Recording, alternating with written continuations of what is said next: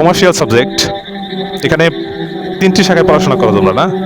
First of all ওই arts, commerce, science. আমি একজন আর্টসের স্টুডেন্ট, আমি আর্টসে পড়াশোনা করছিলাম। তো এখানে তো কমার্সেও অনেকে পড়াশোনা করতেছে, সায়েন্সে অনেকে পড়াশোনা করতেছে। বেশিরভাগ আর্টসই পড়ে, কারণ ওরা মনে করে আর্টস দুর্বল। তারপরে আমি যাক কোন সাবজেক্ট কতটুকু হার্ড ওটা বোঝাতে চাইতেছি না। আমি যেটা বোঝাতে চাইতেছি যে প্রত্যেকটা সাবজেক্টের একটা মোরাল থিম থাকে, মানে মূল উদ্দেশ্য থাকে। যেরকম আর্টস থেকে পড়লে সে ইতিহাসবিদ হয়, তারপর সে সায়েন্স থেকে পড়লে সে একটা সময় ডক্টর বা ইঞ্জিনিয়ারিং পড়তে পারে। তো কমার্শিয়াল যে সাবজেক্টটা, এটা শুধুই অ্যাকাউন্টিং। আমার ইন্টারমিডিয়েট শেষ করেছি আমি ওই অ্যাকাউন্টিংয়ের মধ্যেই। তো আমি বুঝতে পারলাম যে বিষয়টা, যে কমার্শিয়াল সাবজেক্টকে তোমরা যারা আছো, তো এই কমার্শিয়াল সাবজেক্ট পড়াশোনা করার একটাই মূল উদ্দেশ্য থাকে অ্যাকাউন্ট। কোনো ব্যাংকার হবা, কোনো ব্যাংকে চাকরি করবা, হতে পারে এটা গভর্নমেন্ট ব্যাংক, হতে পারে কোনো এনজিও ব্যাংক।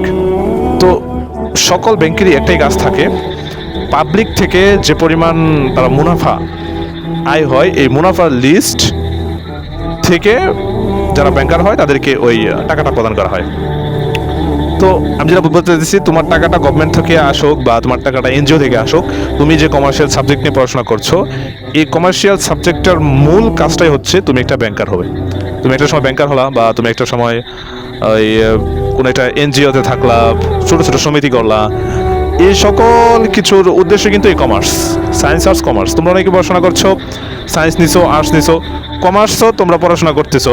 এদেরকে আমি বলবো, তোমরা কমার্স নিয়ে উচ্চ মাধ্যমিক শেষ করলাম, ধরো এসএসসি শেষ করলাম, কিন্তু এইচএসসিতে গিয়ে তোমাদের উপরে রিকোয়েস্ট থাকলো আমার, যে তোমরা এই কমার্স সাবজেক্টটাকে কন্টিনিউ করে শেষ পর্যন্ত ব্যাংকার হওয়া ছাড়া কোনো উপায় নেই। সুতরাং এটা কন্টিনিউ করলে কি হবে? ব্যাংকারই হবা, এছাড়া তো আদার্স কোনো কিছু পাইলে না।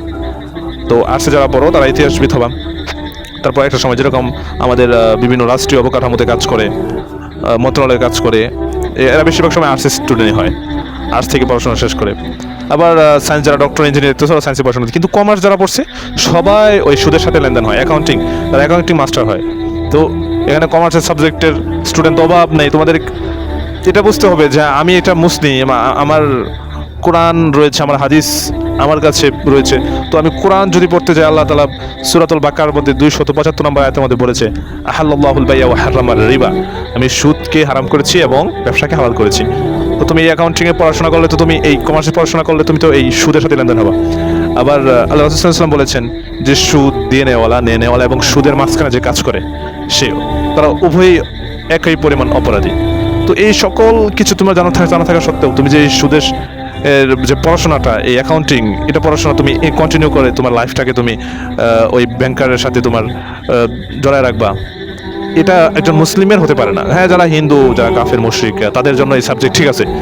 তোমার জন্য আমি মনে করি এই সাবজেক্ট তোমার জন্য কন্টিনিউ করে এই সাবজেক্ট অনুসারে তোমার লাইফ মেনটেন করা উচিত একেবারেই না। আমার কথাগুলো যদিও সমাজ এই পরিপন্থী সমাজ থেকে আমার এই আলোচনাটা খারিজ করে দেবে, যারা উচ্চশিক্ষিত লোক মানে রয়েছে এই সমাজের মধ্যে, যারা ওই ধরো যারা করেছে প্রফেসর, তারপরে এরকমই হয় না, অধ্যক্ষ যারা হয়, তারা আমার এই আলোচনাটাকে মনে করবে যে এটা রাষ্ট্রবিরোধী আলোচনা।